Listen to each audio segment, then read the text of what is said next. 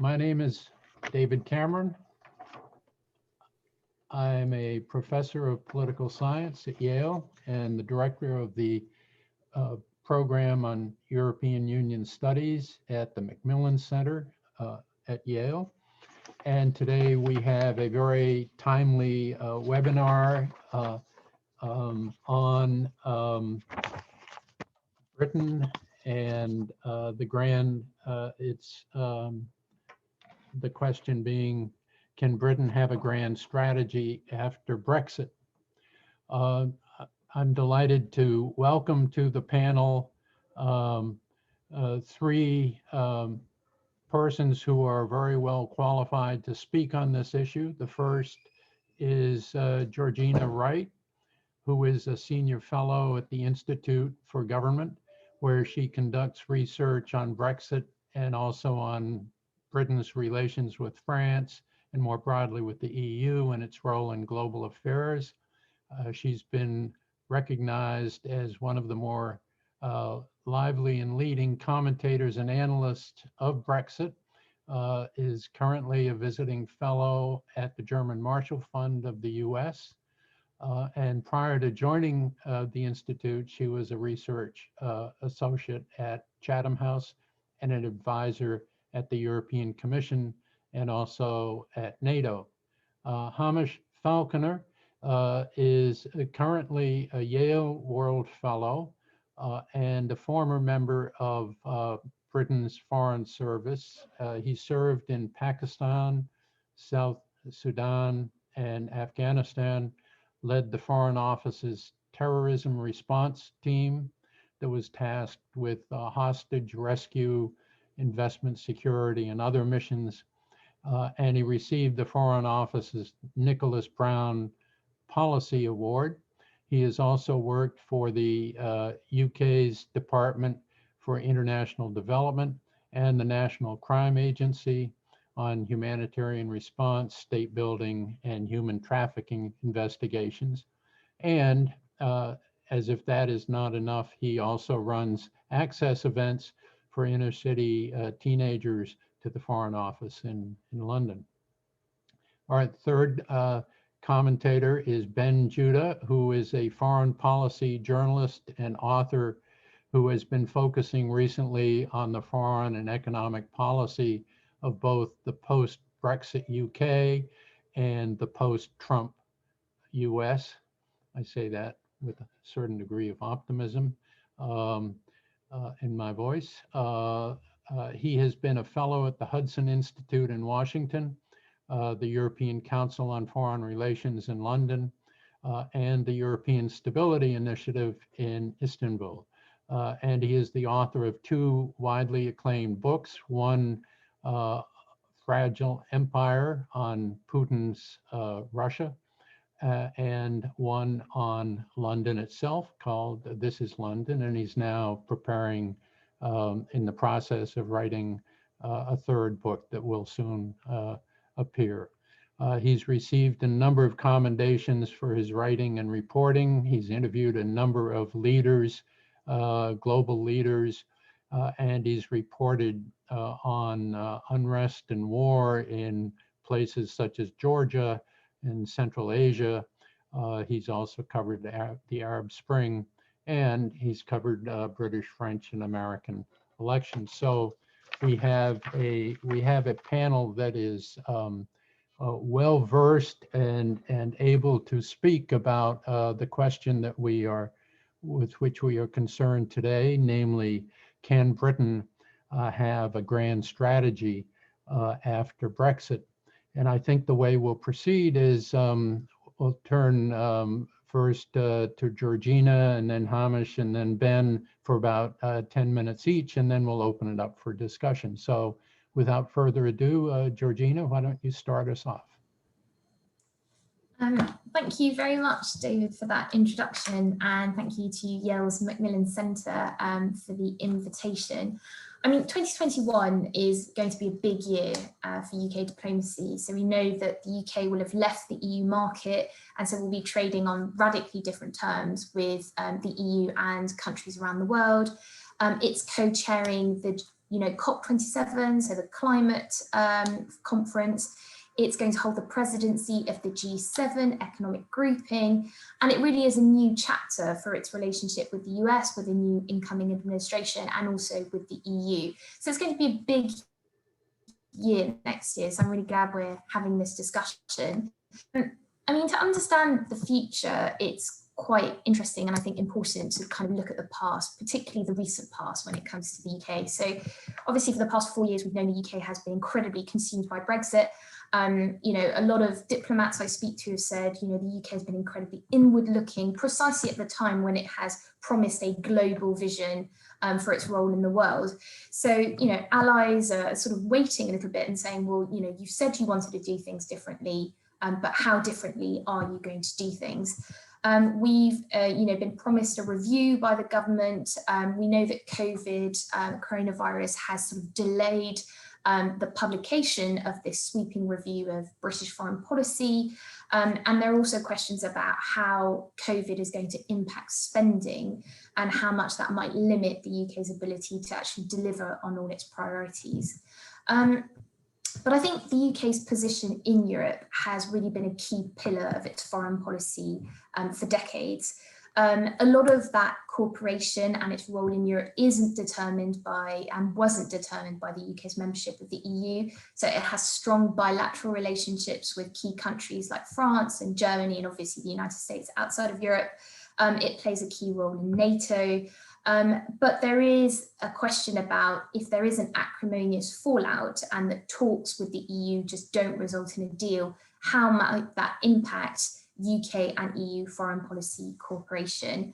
And clearly there has been a reluctance, I think, both on the UK and the EU side to be thinking strategically about their future defence and foreign policy relationship, precisely because everything has been consumed around trade talks.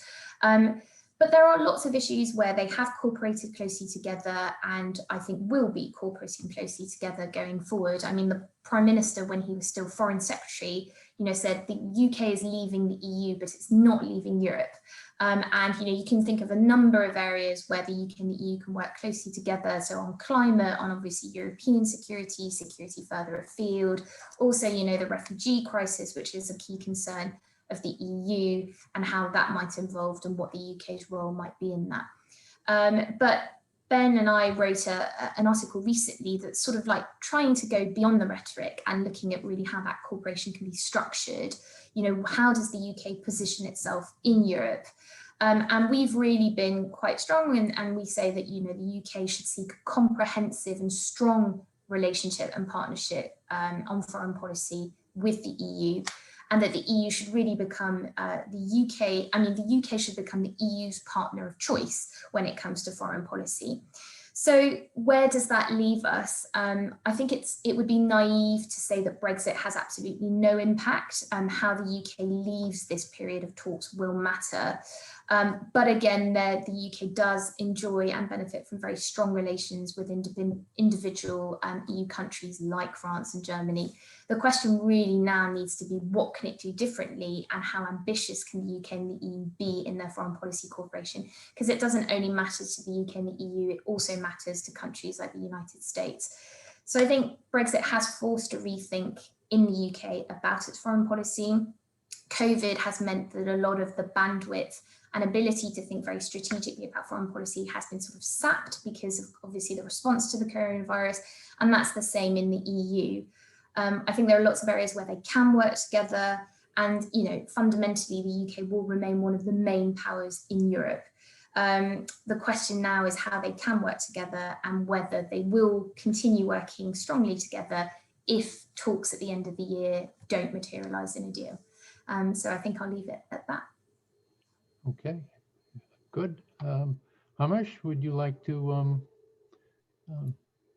Thanks, David, and thanks to the Macmillan Centre for organising this event. The first thing I should probably say is that I'm on unpaid leave from my service, so these are personal views rather than those of the diplomatic service of the UK.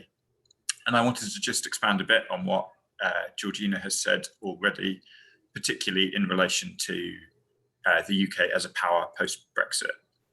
So I wanted to make 3 sets of 3 points, if I may. The first set is why I believe the UK can have a grand strategy after Brexit. The second set is what I think some of those strategic choices are for Britain. And the third set will be my views on the choices we should make. But firstly, maybe going back to Brexit itself, like many people in my service, I voted to remain in the European Union, like most of my former colleagues, and indeed the foreign policy establishment here.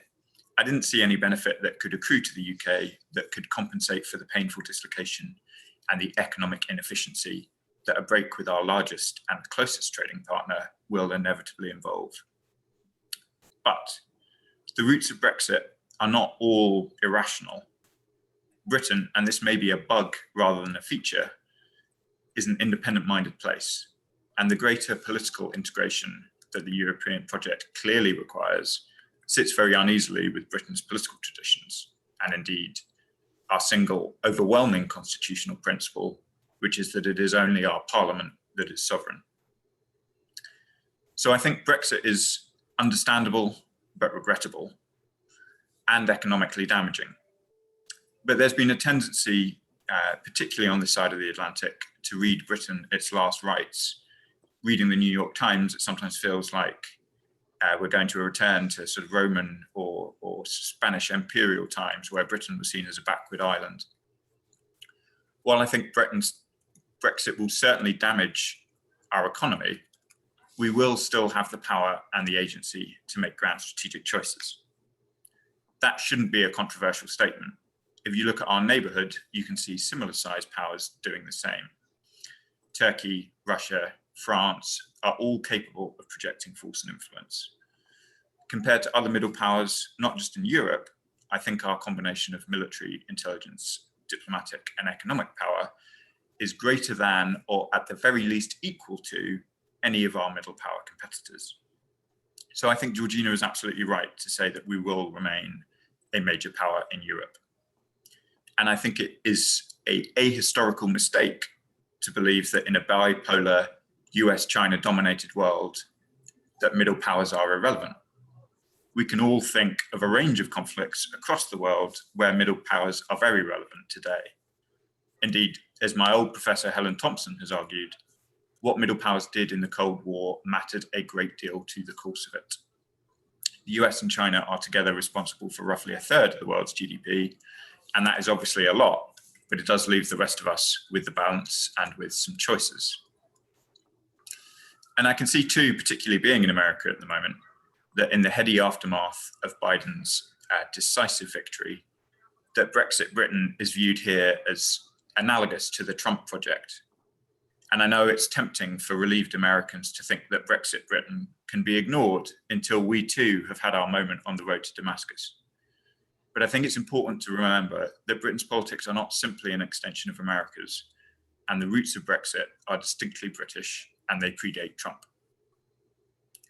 So, for foreign observers of Britain's unusually exciting domestic debates, I think the key point here is that the UK is still in the very front rank of middle powers, and consequently, it does have choices. I think there are three British attributes that are particularly important in this respect, and I'll try to build out from there into what choices I think that gives us and what choices we should make. So the first attribute is an easy one to point to today, given the news about vaccine development from Pfizer. Britain still has one of the finest university sectors in the world, with Oxford and Cambridge regularly topping the global charts, beating even, I'm afraid, this place from time to time. We're world leading at life sciences, 12% of all global citations come from the UK. Brexit could do some damage here, but as we've seen this year, we remain competitive in developing a global vaccine, even against the great size of US and China. And I think being a world-leading science and technology power does matter.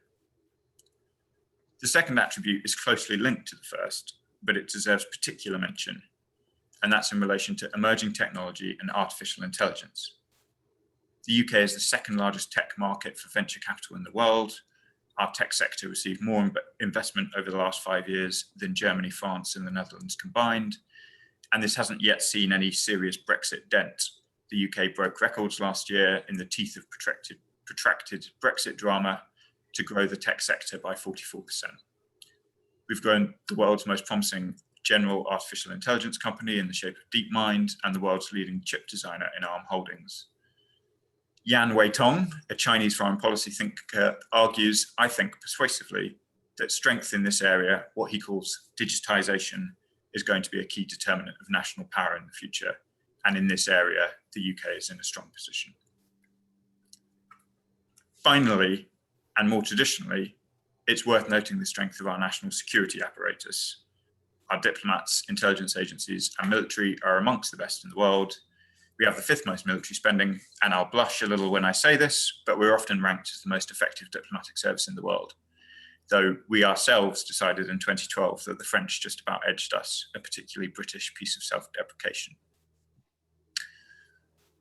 So, what is the point of this boasting about our attributes?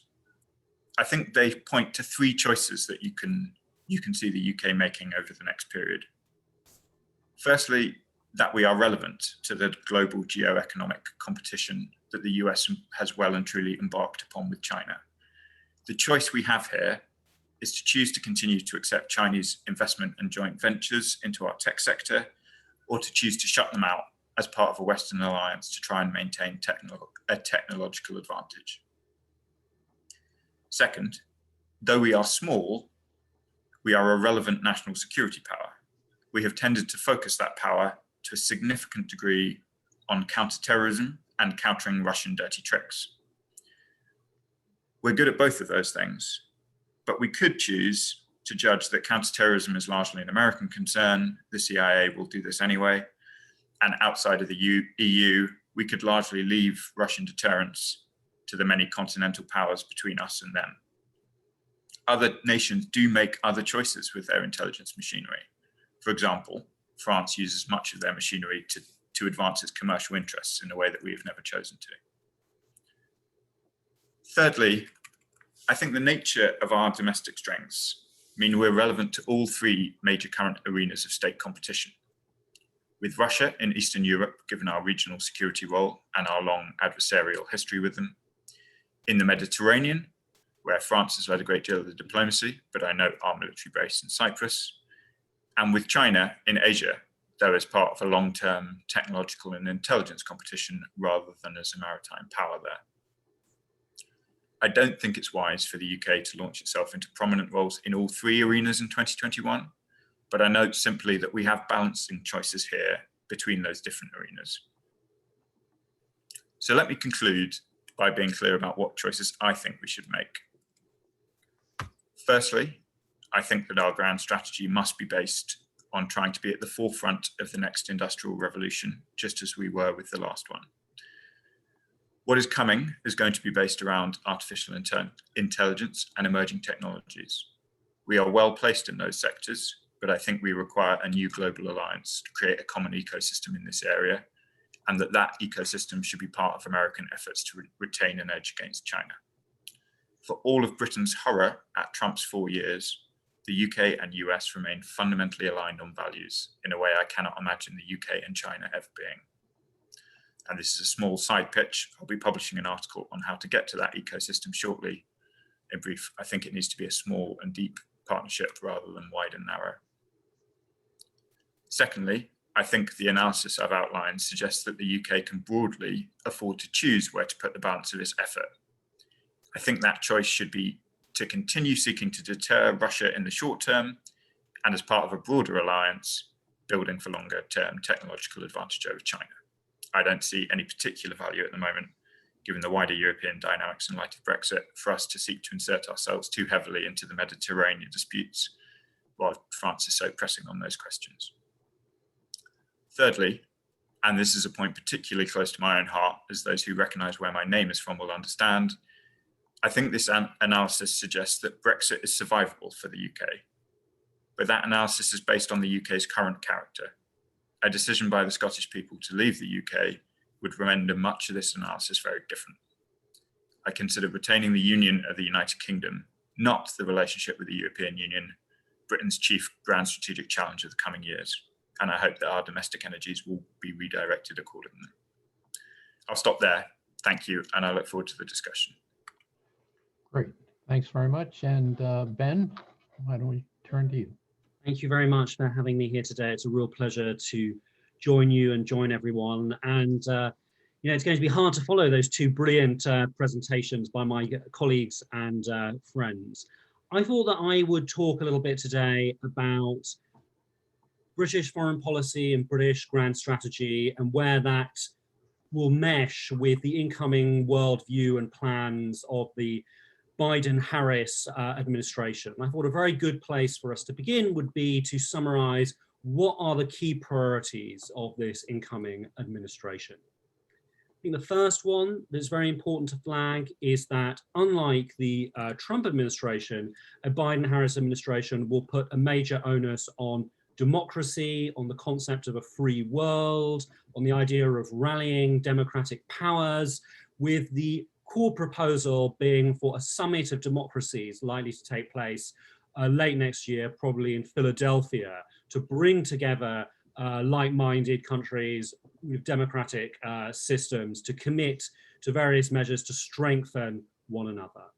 The second big vision of a Biden-Harris foreign policy is competition with China and working out how to compete and meet the China challenge in a way that is more effective and loses less of the trade war and is more fleet-footed in Asia than the Trump administration. The third core element of this foreign policy is one that draws very heavily from the Warren and to a certain extent the Bernie campaigns in the primaries, which are regulatory visions for foreign policy, how to make global standards relating to climate, relating to supply chains, relating to corruption, relating to technology, a core part of foreign policy. And this is a sort of new view which takes a more expansive view of what foreign policy is and how it should be addressed. All of those are strategic principles. What about personnel? And the principal himself, future President Joe Biden, President-elect Joe Biden's attitudes to the international scene. For the first time in a while, arguably since Bush won, we have a highly experienced foreign policy operator that's set to occupy the White House. Neither Barack Obama or neither Barack Obama, George W. Bush, or Bill Clinton were particularly experienced before they took office. And this long-term experience as part of the American foreign policy machinery, you know, being the chair of the Senate Foreign Relations Committee or vice chair for so long, gives Biden this sort of a unique sort of Rolodex and a unique kind of vantage point when he enters the Situation Room. One of the core principles that Biden has drawn over his many years of experience in foreign policy is, to quote Kamala Harris, that relationships are everything, that it's all about relationships. He has extensive experience of working with world leaders, be they Xi Jinping, Vladimir Putin, Angela Merkel, and has met many of these people many times before. So he'll be entering into office with very firm views on players, parties, political tendencies. So where is all of this in synergy or not in synergy with the foreign policy of the UK as it currently stands? And where could the UK pivot or push its foreign policy to work more closely with the Biden-Harris administration? I think a good place to start in answering that question is reminding our listeners that, and our viewers indeed, that the foreign policy of Boris Johnson has, of course, principally been about Brexit, but it's not only been about Brexit. And there have been a number of key priorities there that show that there is a lot of room to work together and to work very much more closely than expected with the Biden-Harris administration on that democracy agenda, that China agenda, and that regulatory agenda. For me, foreign policy of a given government or an administration often comes together in an event. For Tony Blair or Bill Clinton, it was the Kosovo intervention. For Barack Obama, it was the Libya intervention. And for Boris Johnson in the UK, his key choice in foreign policy was how to react to events in Hong Kong when China passed its repressive security law, breaking the Sino-British treaty. This was a very interesting kind of example of what global Britain, as the Conservative Party likes to call it, can be. This saw the United Kingdom build a coalition initially with Australia and Canada to support its statements, then firmly stand up against China and denounce its actions, despite there being a lot of commercial interest that the UK has in Hong Kong and the opposition of a lot of Britain's most important businesses, including the UK's largest bank, HSBC, of course, the Hong Kong and Shanghai Banking Corporation's original name. And this was crowned with an offer of a pathway to citizenship to up to 3 million people in Hong Kong, with a connection to the colonial legacy status of a British national overseas. So that is very much defending democracy, defending a rule-based order. It's an action which is keen to draw lines in the sand where China's aggression will be met, and it's a deeply liberal action, especially when it comes to that pathway to citizenship, adding the equivalent of a major city potentially to the UK of Hong Kong nationals if they indeed choose to take up that offer. This has not been the only sort of key event that I think it's worth paying attention to from Boris Johnson's foreign policy. Another one which I think is very important, and indeed going to be very important going forward in the likely priorities and clashes of the Biden-Harris administration, is watching how the UK reacted to events in Belarus, the ongoing repression with Russian support of the democratic mass movement following stolen elections. Here we saw the UK lead on sanctions before the European Union was capable of implementing them because of its divisions, demonstrating flexibility and rapidity. It saw the UK choose not to wait for the United States or the European Union and move together in this emerging mini alliance with Canada. And the emerging mini alliance is a term from the Canadian Maclean's magazine. It's not my own term. And this action was praised by the Belarusian opposition as the All Action UK, which they believe is an example for how the rest of the world should be acting. The United States and the European Union soon followed the UK's action, and it was viewed as an important tipping point to have the UK sort of go out ahead. The last two key pieces of the Boris Johnson foreign policy, where I believe that there is synergy to work with a Biden-Harris administration, and more than I think than is widely expected on Twitter or in the general Washington foreign policy conversation right now, are the decision to scrap the presence of Huawei in the UK's 5G network because of security concerns, bringing the UK into alignment on tech and security with a bloc around the United States, following pressure from UK intelligence and from President Trump. And the second is the Prime Minister's deep commitment, indeed his obsession, to quote the British Times, with handling a successful COP26 summit in Glasgow later next year in order to create a serious push on climate change.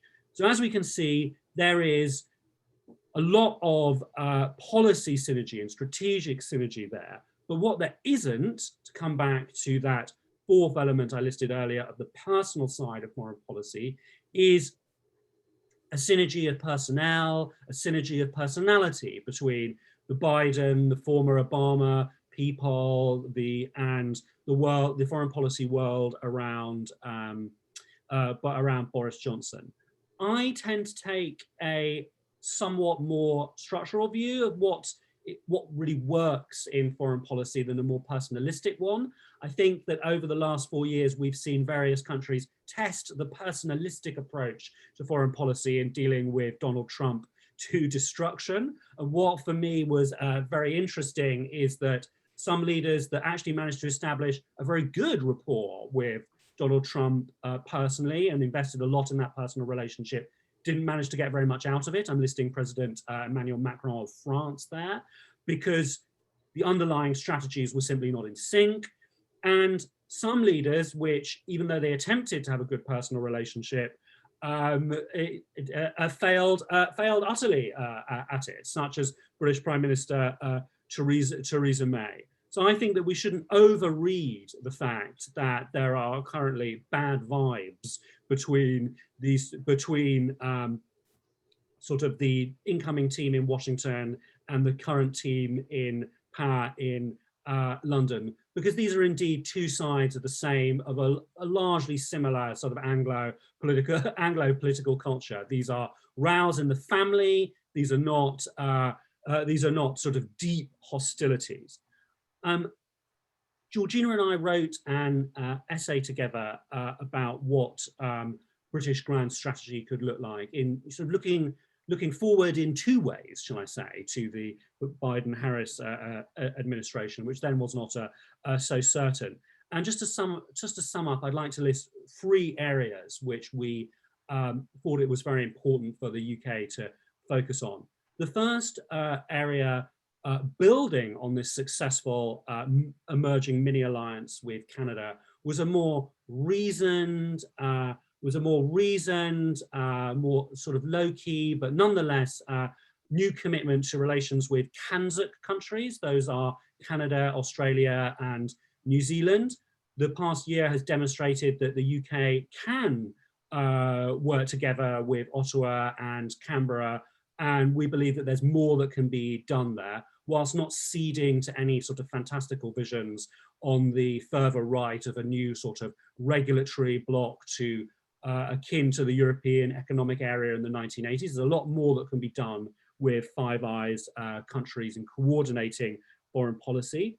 The second was a much greater presence for the UK in Asia, seeking to build a stronger alliance with Japan, seeking to push forward new formats to bring closer coordination and cooperation between the Asian democracies and the Atlantic democracies, two ideas that have taken an interest of the potential of the future Biden-Harris administration that have links to London. One is the D10 of the world's 10 leading democracies. That's the G7 plus Australia, India, and South Korea, into a new action format to deal with a lot of these regulatory and technological issues along the lines that Hamish was talking about, or perhaps a narrower T10, which has been of interest to Michel Flournoy, a potential future head of the Pentagon under a Biden-Harris administration. And the final area that we believe is an absolute priority for UK grand strategy, which Georgina has already mentioned, is doubling down on making Britain, the European Union's partner of choice. And we don't believe that a successful British grand strategy is possible unless the UK not only restores but builds really positive relations with the European Union going forward. And to sort of sum up, the aspiration that we had looking to the future, to use a sort of outdated and emotive and often mocked term, would be for the UK to have two special relationships, one with the European Union and one with the United States, and a ring of close and special allies in the format of the Five Eyes and the CANZUK countries. If the UK can achieve this through a reinvigoration of its foreign policy, we believe that that could permit it to be a focused middle power, that whilst it may not be able to shake the world like Washington or Brussels, will be able to be extremely influential on issues it really cares about. Those could be technology, climate, or human rights. Thank you very much. Great, thank you. Thank all three of you for those comments. Georgina, I wondered if I could just follow up and ask you on this last point that Ben raised about the relationship with the EU, um, and the current situation in the Brexit negotiation in regard to foreign and security policy. We hear a great deal, interminable amounts about fishing and the level playing field. We don't hear very much at all about what is going on in terms of foreign policy, security policy, and that aspect of the relationship in the obviously now, since the only relationship that's really relevant right now, the transition period while the UK is still in the single market and the customs union. But we don't hear much about the foreign policy side. So could you say something a bit more about what, if anything, is happening in the Brexit negotiation in that regard? And this may be following up on clearly following up on what Ben said, and it may relate to the article that you and he have done.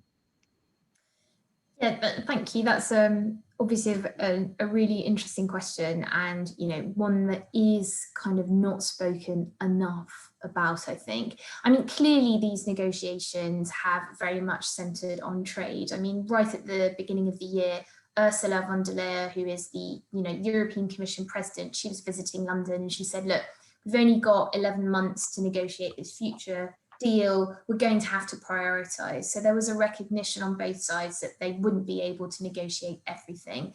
So that's part of the reason why some issues, particularly on trade, have trumped all the others. The other issue, of course, is because the UK government itself has indicated actually and that was the clear difference between a government led by Theresa May and a government led by Boris Johnson, that actually they didn't want a kind of structured relationship foreign policy with the EU, that actually they were going to prioritize relationships with individual countries. NATO, obviously many EU countries are NATO allies, and really prioritize NATO as like the key guarantor of of European security. So I think there are multiple reasons why foreign policy hasn't figured prominently in this negotiation. What will happen next? I mean, again, as I said in my opening remarks, I think to a certain extent, there are some things that will happen regardless of whether or not the UK leaves this period with a deal with the EU. So we know that it enjoys a strong defence and foreign policy relationship with France. That's going to continue.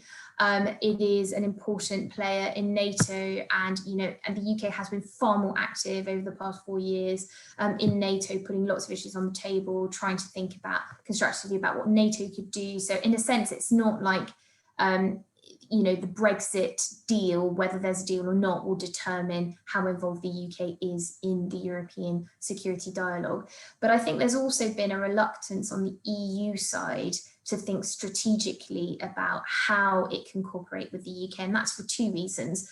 One, as one diplomat put it to me, when the UK was a member state, it was trying to tell us what to do, and now it's no longer a member state, and it's still trying to tell us what to do. And there is a little bit of sort of, aggravation there. And for the EU, it's like, how do we preserve the autonomy of our decision making versus how do we think strategically about Europe's autonomy and how can we work together? So there's a key question for the EU here about how it can relate with a UK that is both a direct competitor but also an ally. Second, I think the ambition on the UK government side is to very much operate outside of EU structures, so that's limited progress there as well. But I'm going to turn this optimistically, and I think actually perhaps that's a good thing because it will force the UK and the EU to think more creatively. It's just that at the moment so much of the talks have been consumed by trade and issues like fishing that there hasn't really been bandwidth or capacity to be really thinking strategically about what foreign policy cooperation could look like.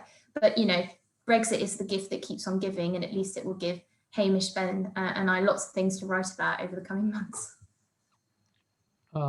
Hamish, I wondered if I could turn to you and ask you from the point of view of someone who is familiar with and knows his way around the Foreign Office. Um, do you have, without revealing any state secrets, do you have a sense that that there is uh,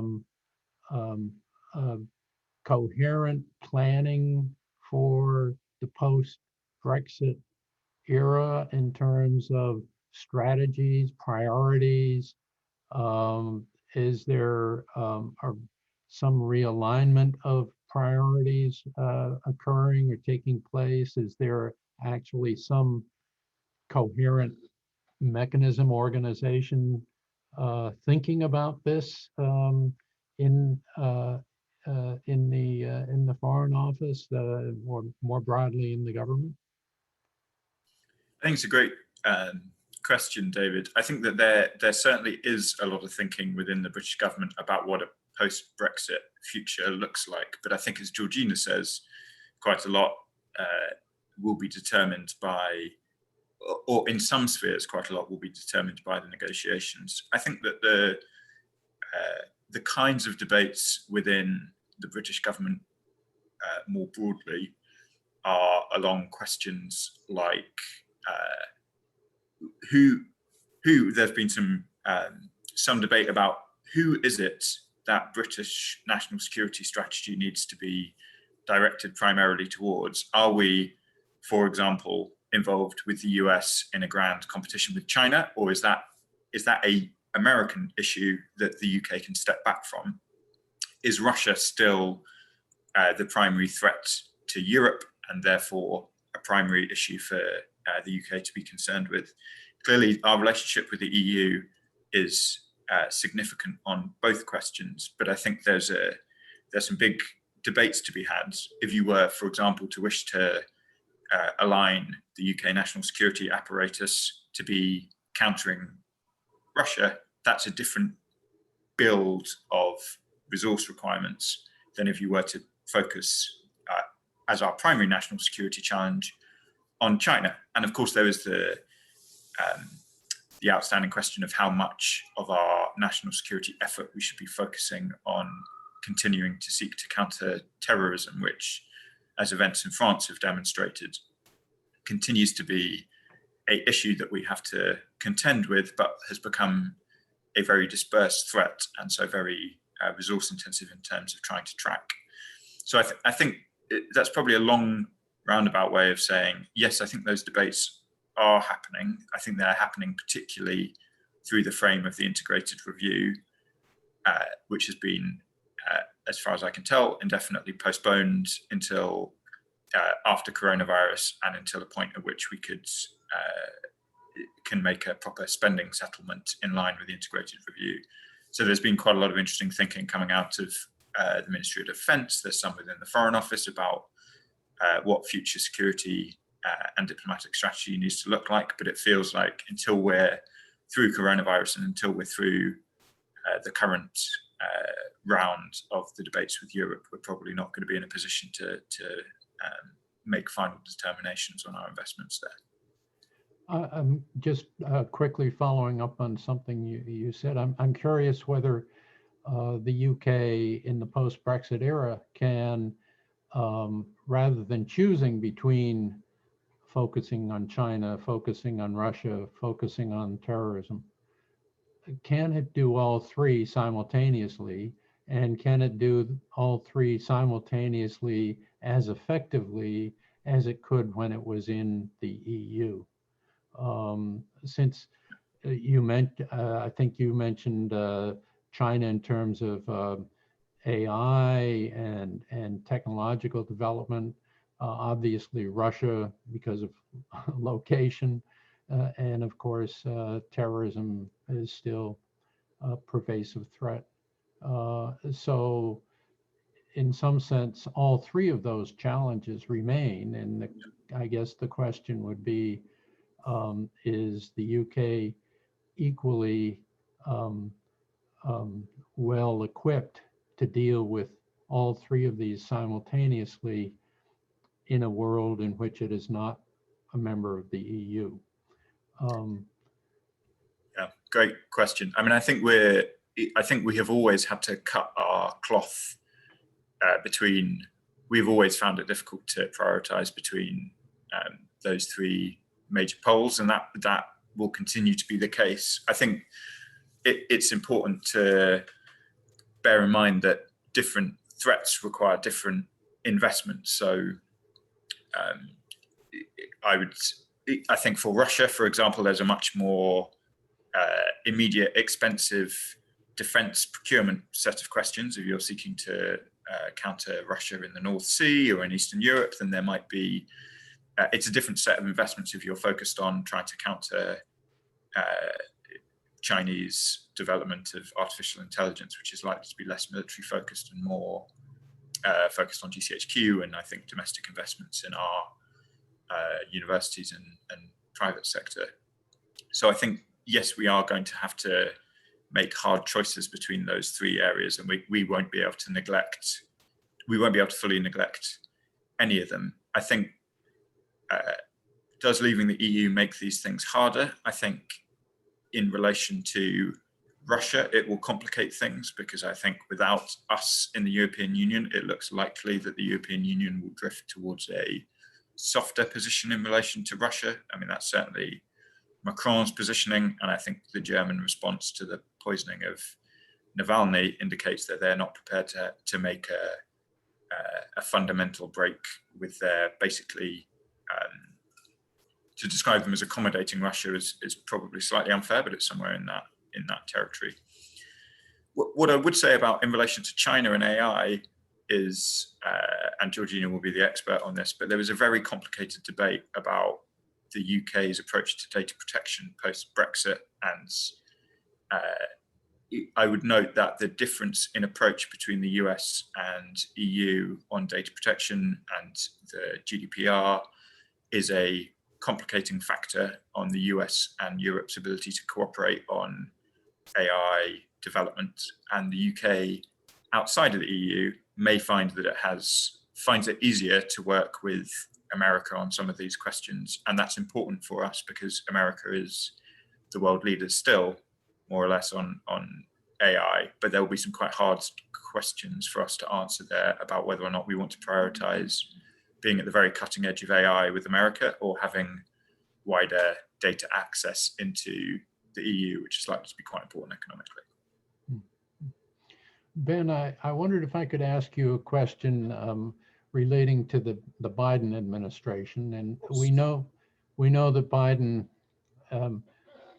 places a high value on his Irish heritage. He's made that clear. And one of the current issues in the ongoing Brexit saga, actually it's in the House of Lords today, is the Internal Market Bill, which contains provisions that, according to several members in the House of Commons, would involve breaking international law. And there's been talk that that if the UK were to in any way violate the protocol on Ireland, Northern Ireland, that would be crossing a red line for Joe Biden. Do you see any?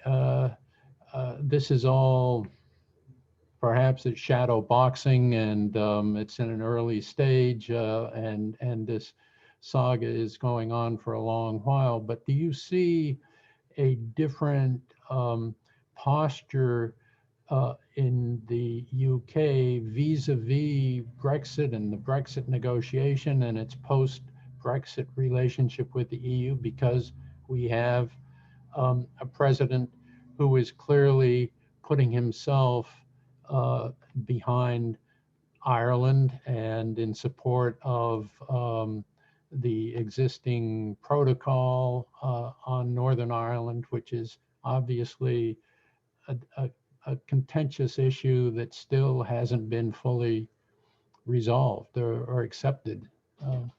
I know that's a big wide open Sure, question. but it's such a big question that I think I'm going to answer half of it, and I think Georgina should answer the more Brexit sort of technical related Sure. stuff. I think a very important point to begin with here is that Britain and Ireland are not enemies. You know, we are not hostile countries.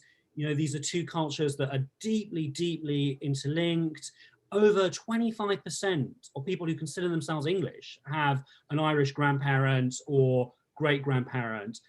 The dispute around what is the correct approach to a very difficult issue over Northern Ireland is not one that goes down the Irish Sea. It's one that goes through the House of Commons, through the House of Lords, through English society. And I use that term specifically.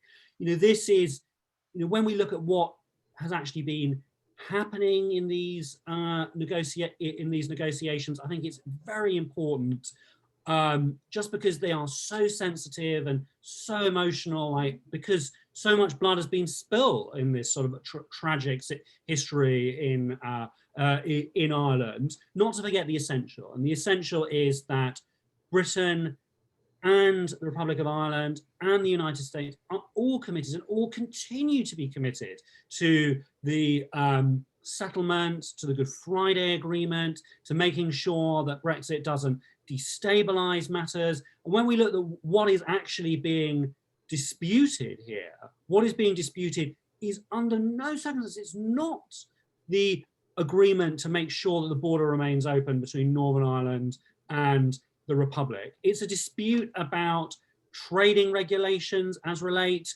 to the island of Great Britain and Northern Ireland. It's, you know, it's not a fundamental dispute. It's a dispute that can be resolved. It's a dispute that, like, nobody wants to see a car crash over Northern Ireland, even though people on all sides have indulged in some, you know, very, very poor rhetoric because there's so much history there. And I think that Joe Biden, somebody who really knows the issue, who really understands and respects people on both sides, who've done what has to happen to come together. And I think that he can play a really, really important role, but I really wouldn't frame it as one where there's a sort of clash here. I think that if we look at the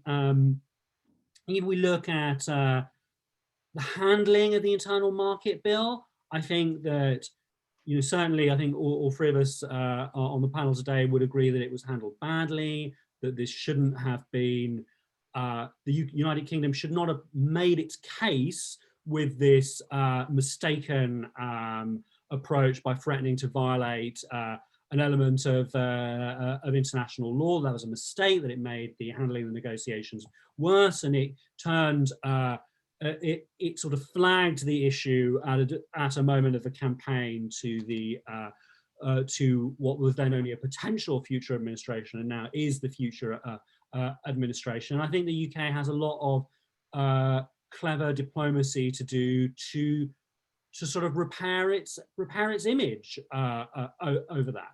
In terms of, like, what does this actually mean with the nuts and bolts of the negotiation with the EU, which is now entering its final phase? I really think Georgina should answer this because she's been working so closely on the issue.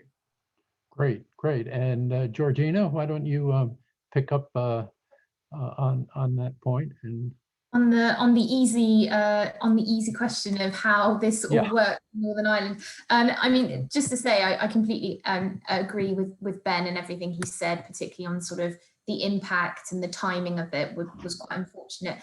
I mean, you know, I don't know how familiar views are with the kind of Northern Ireland Protocol, but basically what the UK and the EU agreed at the time when they were discussing the withdrawal agreement was, how can you prevent a physical border between Northern Ireland and the Republic? Well, what you would do instead is move checks between Great Britain and Northern Ireland. And so they found all these complicated processes where Northern Ireland would abide by more EU rules and regulations than the rest of the UK. and that effectively there would be sort of border checks along the sea to make sure that any goods that leave Great Britain into Northern Ireland are compliant with that new regime. And of course, there is a mechanism in place for the protocol, you know, if the Northern Ireland Assembly in a couple of years' time decide that actually the Northern Ireland Protocol is not good for Northern Ireland, they can reject it, and then it could be unwound for 2 years. So there is a democratic process in place, a consent mechanism, we call it, to make sure that people in Northern Ireland are happy with it.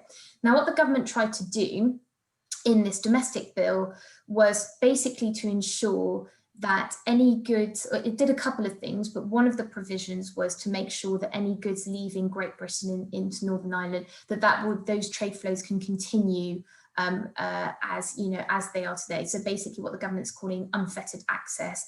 Now that would basically mean, in the nuts and bolts, of kind of limiting the checks and some of the tariffs and the process and bureaucratic process around that. But of course, that is in direct contradiction with what was outlined in the treaty. The second thing that the government has said is that they would try and limit so for goods leaving Northern Ireland into Great Britain, there also needs to be some paperwork, and the government has said, you know what, we won't impose that paperwork. And again, that is in direct contradiction. Now, the government has said it would be a safety clause, so there's no, guarantee that they would actually use those provisions, but it was basically, at the moment, we don't know what the future UK-EU agreement looks like. We don't know if that future agreement will be able to limit some of these checks and bureaucratic processes. So in the absence of an agreement, we're going to include these provisions. But the bottom line from the EU's perspective is that is still in direct contradiction with what you signed up to in January. So if you're prepared to breach what you signed up in January, then how can we trust you for the future going forward? And that, of course, led to the kind of remarks that we saw one of our Secretary of State say in Parliament, which is, the UK, could potentially breach international law in a small way. So this is where it all comes from. It's very legal, it's very technical in its design. You can understand the government's rationale behind it, trying to ensure that, of course, trade flows within the UK can continue as they do today. But fundamentally, this is in the design of the protocol, which this government negotiated with the EU. So there is going to be, obviously, a lot depends on how the UK-EU talks proceed, and if by some way they do find a way to minimise that bureaucracy and paperwork, that is a possibility. There are other ways that the EU could say, actually, do you know what, we're ready, we're okay with you, limiting checks, we trust you. But there's a lot of confidence building and trust work that needs to happen right now. And I think it's fair to say that the UK and the EU are in a tricky situation at the moment, and that a lot of trust has been lost in these negotiations. Finally, to end on what is very difficult for me to say how the negotiations are unfolding. The only thing we can say is that they are talking, and that is a good sign. And that both sides remain committed to reaching a deal. So obviously the next days will be crucial to see how that pans out. And if the UK does leave this period without a deal, how that impacts Northern Ireland, and then by default its relationship with the United States as well. A very interesting issue. And as I said, it's on the agenda for the House of Lords today, and Lord Howard and many others have expressed their discontent with which Theresa May in the House of Commons and many others did at the time when the Secretary of State uttered his words. Another issue, Hamish, I want to ask you about something you said that is obviously intriguing in talking about the Brexit, and you mentioned Scotland, and it won't surprise you, knowing what my last name is, that's something that has interested me as well, and we know that we're looking at the possibility of an election in the near future in Scotland, and the SNP is committed to doing everything it can to get a majority. And it was, after all, on the morning after the referendum in 2016 that Nicola Sturgeon said that independence is back on the table. And it's been back on the table ever since. And could you tell us where you think that's going to go? Obviously, a referendum would have to be approved in the UK Parliament, and presumably it wouldn't be.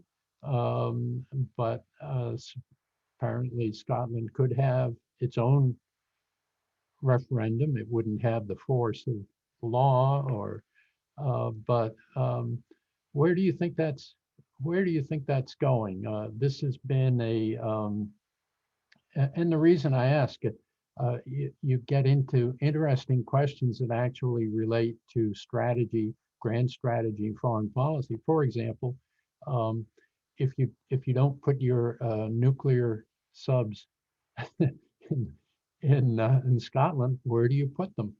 You can't just put them in Portsmouth or other ports that aren't really equipped or capable of serving as bases. What do you think about this very complicated issue about Scotland?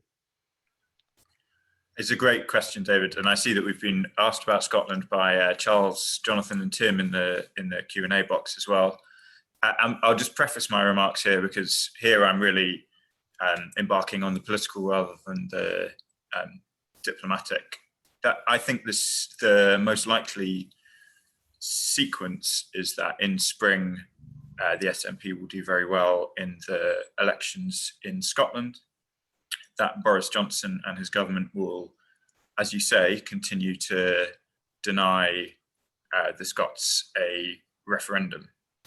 I don't think, as a personal view, I don't think politically it is tenable to deny Scotland a referendum if the Scottish people are voting for the SNP in such large numbers as to give the impression that they want one. I would say this, wouldn't I? But Scotland is a nation in its own right, and the union is voluntary, and it doesn't seem to me tenable to resist. It doesn't seem to me tenable to resist a referendum if Scottish people want one. I don't think, and this is a judgment, I don't think that Nicola Sturgeon or the Scots would push for an illegal referendum in the way that the Catalans did. I think that Nicola Sturgeon is clearly playing a careful and I think well thought through strategy, which is involving applying pressure on Westminster to give a referendum. If Westminster does not give a referendum, I think that the irritation that will cause Scottish people will make it much more likely that a referendum, when eventually granted, would be lost. So I think this is an incredibly delicate and sensitive moment. I think it looks to me like we are going to have an independence referendum in Scotland at some point over the next 5 to 10 years. At the moment, it looks like that independence referendum would be lost, i.e. that Scotland would go independent. But there's so much distance to travel between now and then that I think it's very difficult to predict. I'm, as Ben said, like so many people, I think one of the questioners has described it as the Celtic fringe. I am both English and Scottish, like many, many, many people in the UK. I consider myself truly British because I am a Scottish dad and an English mother. And it would be a huge emotional wrench to the country as a whole, I think, if Scotland were to go independent. And that's before you even get into the many strategic questions that would impose on the UK. Faslane, the one you reference, is an obvious one, but I think the depths of connection are so significant. I would rather take 2 or 3 Brexits than Scottish independence, personally. Ben, do you have a view about that issue as well? Scotland. I think that the issue of the rise of support for Scottish independence is one of the key challenges to a successful British foreign policy going forward. I think it's perhaps the number one challenge, and I'm very concerned about the seeming inability of the Conservative Party in London to get a grip on the issue, to realise and to strike the right emotional tones, and to make a positive future-looking case for the union. I'm not only concerned about how the Conservative Party is handling things, I'm also concerned about the dynamics within the Scottish National Party between moderates who would rather wait for a referendum in agreement with London for fear of, for wanting simply to follow due process, and also for fear of sort of startling the Scottish middle class, and more radical elements that wish to press ahead with a sort of unilateral referendum or even a unilateral declaration of independence. I'm very tense about the political atmosphere within that party. I'm also very tense by what I've been observing in my journalistic work, which is the emergence of a kind of radical ultra-unionism in Scotland with certain kind of alt-right elements to it. I'm very concerned about the return to the UK political game of the really sort of infamous anti-Semitic pro-Russian actor George Galloway to the political scene in Scotland, now presenting himself as an ultra-unionist. So I think that there are, I think it would be a mistake to say that the only negative and poisonous elements here are taking place in England. I think there's a lot to be concerned about. One of the things that I've been thinking about a lot is as regards the Labour Party, and currently it looks like the Labour Party would do well in a future election held in the UK, but it still seems unlikely that the Labour Party could win an outright majority, firstly because the gap is simply so large, an 80-seat Conservative majority, and the fact that traditionally a large bench of Labour seats have flipped to the Scottish National Party and don't look like they're going to be coming back anytime soon. So I'm worried about the Labour Party's lack of thinking about how to approach what could be the defining issue, not even in the first year, but the first 6 months, the first few weeks of a government or a coalition potentially led by Keir Starmer.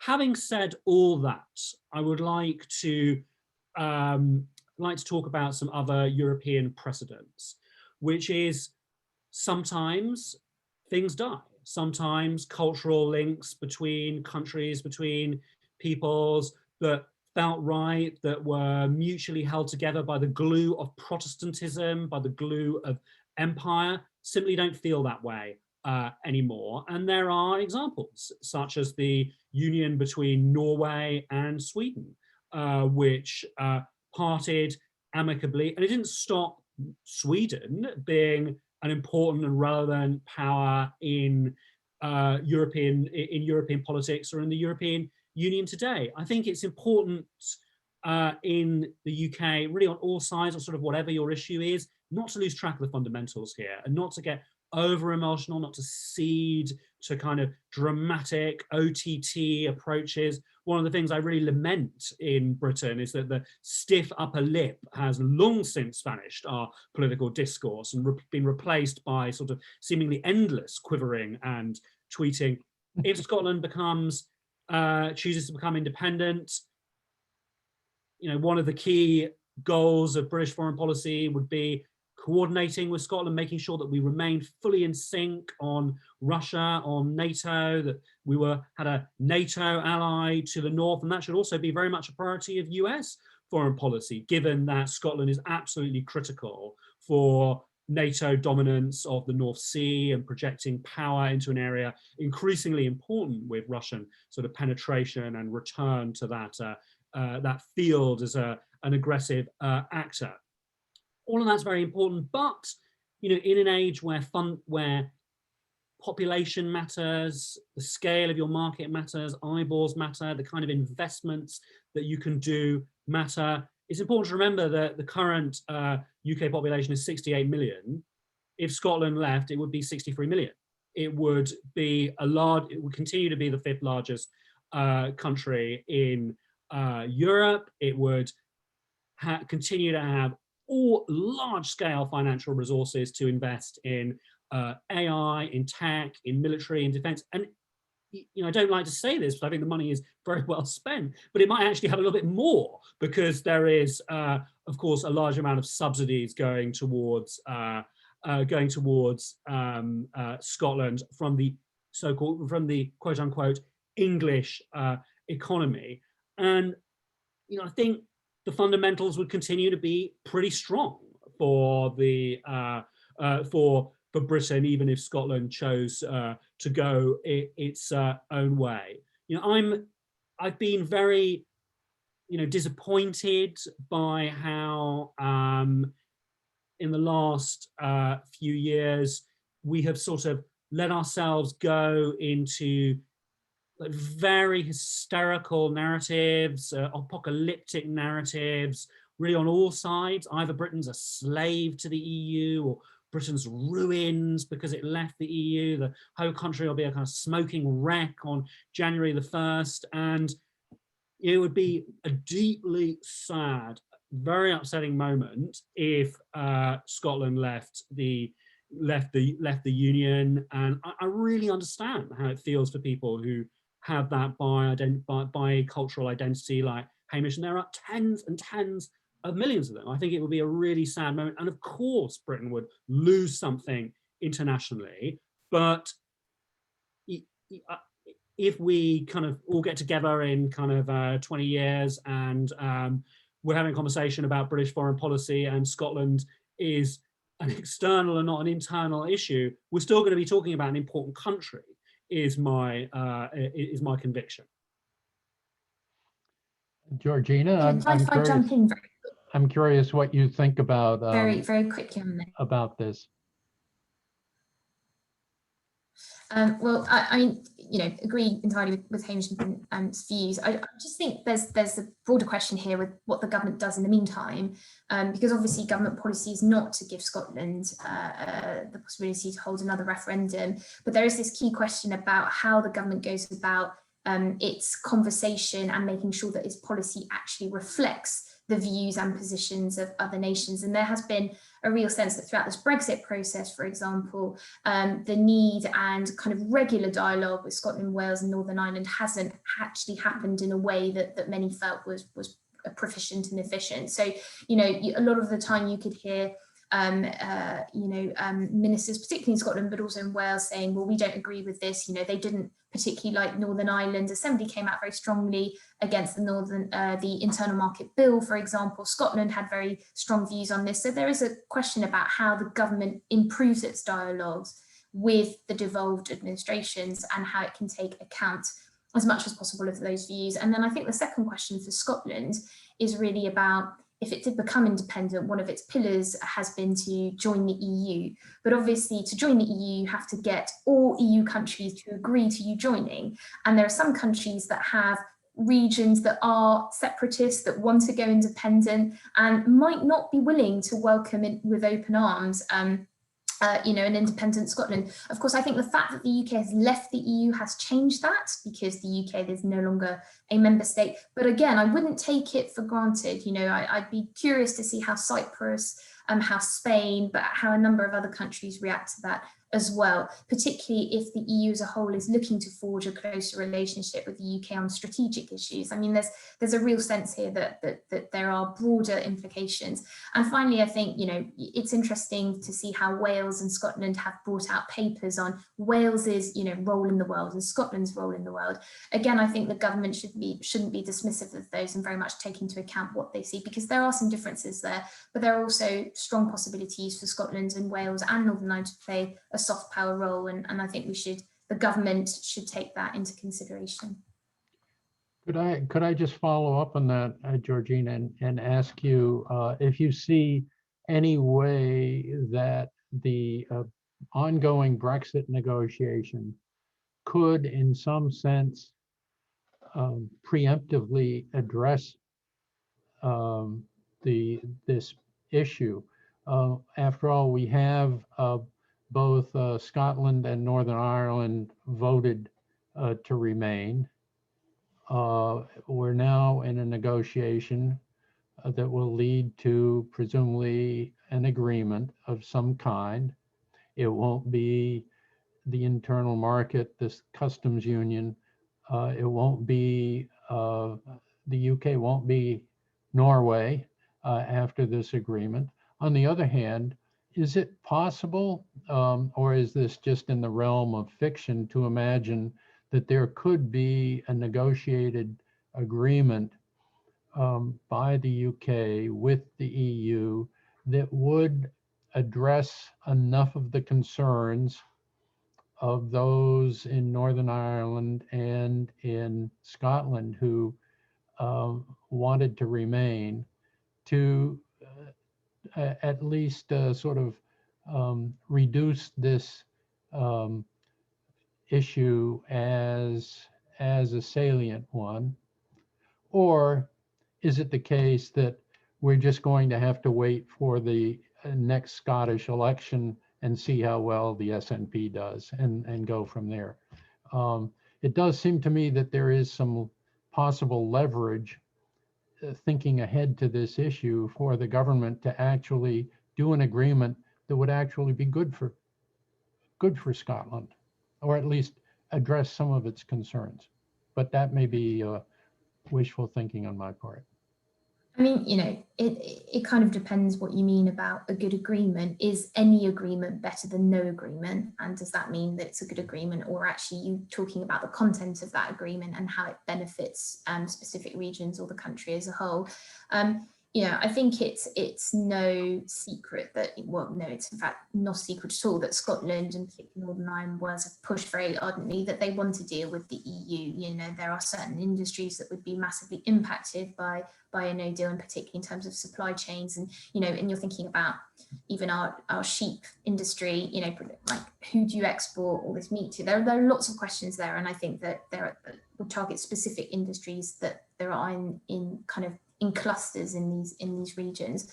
But I think I agree with Hamish's earlier point, which is there is a much more fundamental question here about the future of the union, and in effect Brexit has sort of exacerbated some of these problems. But it's not, none of these problems are just simply going to go away if there's a Brexit deal on the table. There are lots of questions about how the UK internal market bill works. When, the UK is no longer part of the EU market, there are all sorts of competence and law-making powers that are going to return to the UK. Who makes those decisions? Is it the central government? Is it that, Scotland might say, well, actually, we want to have more of a say in our farming policy. Why should it be directed from London or from central government? So there are all sorts of questions about repatriation of lawmaking power and then how that dynamic works, which brings me back to the point about improving dialogue with the devolved administrations. This is going to matter hugely. It's not just about listening, it's about really giving a sense that they are being involved in that policy making process. It's about giving the devolved parliaments a chance to scrutinise bills, to have debates on it, and all of it. The more you restrict that, the more kind of ammunition it's giving to those who are really advocating that it's simply not working and that actually it's going to be worse whatever happens. So I think there's a real question. I think the government is thinking quite seriously about it, about how you can improve relations with the devolved administrations. But of course, the proof will be in the pudding. And I think we will see what happens next year and the years going forward. As you were discussing that, I was thinking about one of the big issues that's on the table today now for this agreement, of course, is fisheries, and that has a regional effect in the UK. I mean, that is a serious issue for Scotland, not just Scotland, but certainly for Scotland. And I can't resist asking. I know this isn't precisely on grand strategy, but we now have the talks going on. Barnier is back in London today. We have the talks going on. We have these three issues, but two big ones. One, the level playing field, the other one, fisheries. And I'm curious if what all of you think about that and how you can a deal be done? I think all of us have assumed that there could be some kind of package deal in which one side would give on one of those issues in return for the other side giving on the other issue. But of course, we're in a situation where neither side wants to give on either issue. And then you add the governance issue as a third one. So I'm just, as people who have been following all of this very closely, and the clock is ticking, whether you're thinking about mid-November, end of November as the final due date, or some later date possibly, the time is running out. And I'm curious if any or all of you have a view about whether a deal can be done with these seemingly intractable issues, the level playing field of fisheries, and perhaps a subsidiary third issue, the governance or dispute resolution mechanism.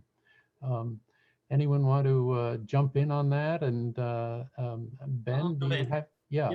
I'll jump in. I don't think these are irresolvable issues. I think these are eminently resolvable with political will. And I think that leaders on both sides are perfectly capable of making decisive compromises on this. When it comes to the level playing field, one of the reasons I don't think that this is an irresolvable issue is that in the UK's new trade deal agreed in principle with Japan, there are clear level playing field agreements that have been negotiated, which I think should serve as a good template and a good guide. Indeed, I know they already are for the negotiators on both sides.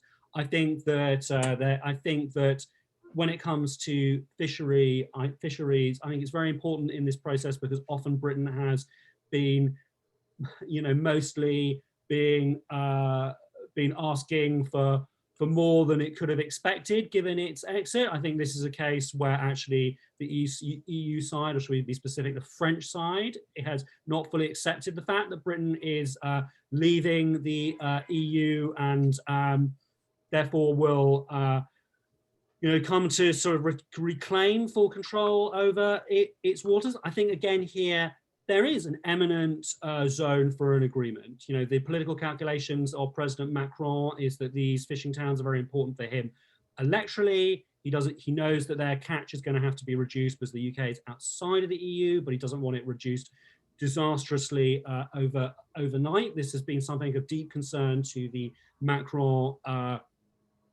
government ever since 2016. Indeed, the day after the Brexit referendum, the French Prime Minister at the time raised this as an issue to the president to think forward in terms of his electoral chances.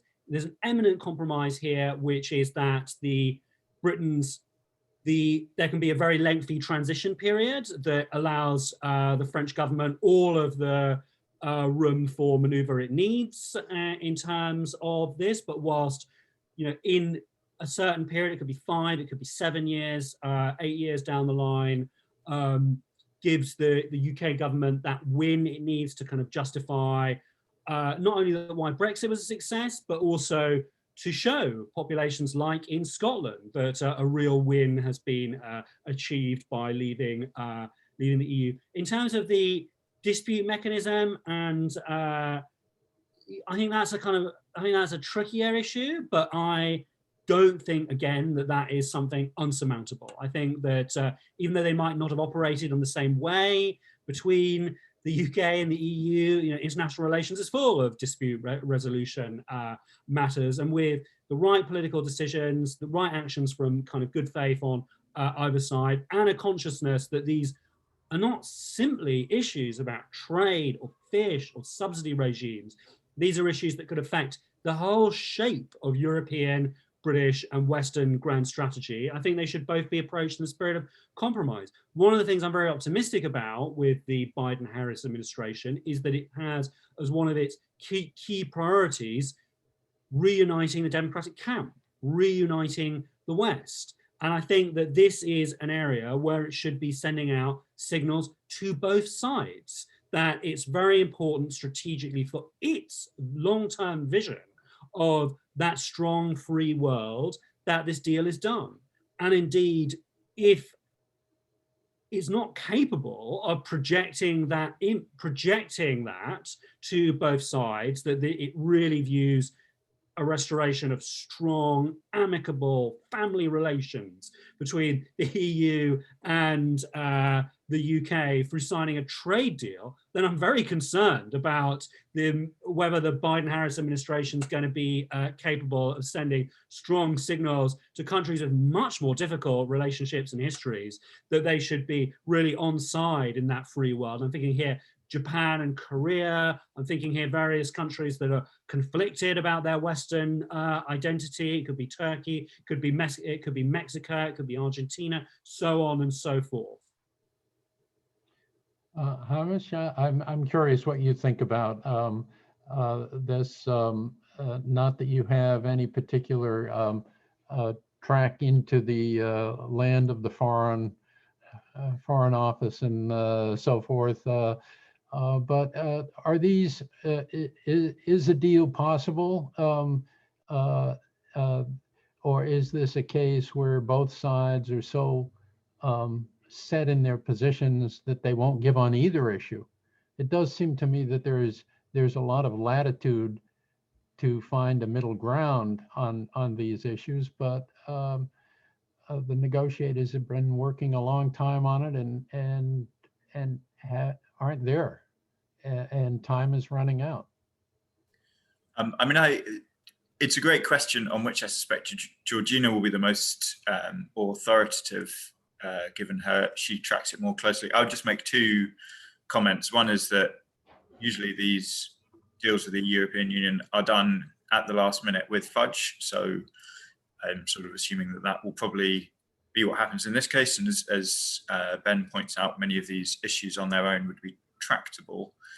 I think one of the things I would point out, particularly from a Scottish perspective, as Ben says, is that it is both in the SNP's interests at the moment to push the UK government very hard on fishing and push the UK government very hard to also make a deal. And those two things are in some tension. So I think it's important not to underestimate the extent to which this deal will have domestic political implications, including on possibly the most important question that the UK faces soon, and that will complicate things a bit. But Georgina will have a better view than me on whether or not it's possible and whether or not I'm just being optimistic about the fudge. What do you think, Georgina? I mean, I wouldn't put my money on either outcome at the moment and being much more cautious.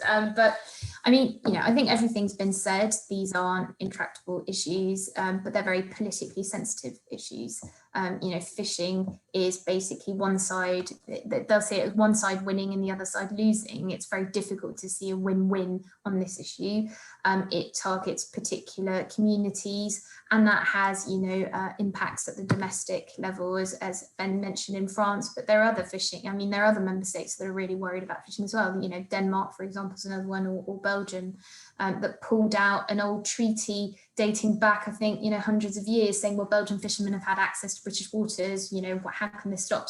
But again, I think it's no surprise that we are at this point in time, at this point in the negotiations. I mean, both sides are staring at each other. Neither one wants to give in first because they're afraid that they're going to lose leverage over other areas. But there is a sense that actually time is the enemy. It has always been the enemy. And how far can this standoff really continue? Because there is, at some point, the deal itself is only part of the challenge. Then you need to vote on that deal on the EU side. That requires the European Parliament to scrutinise it, to debate it, to back it.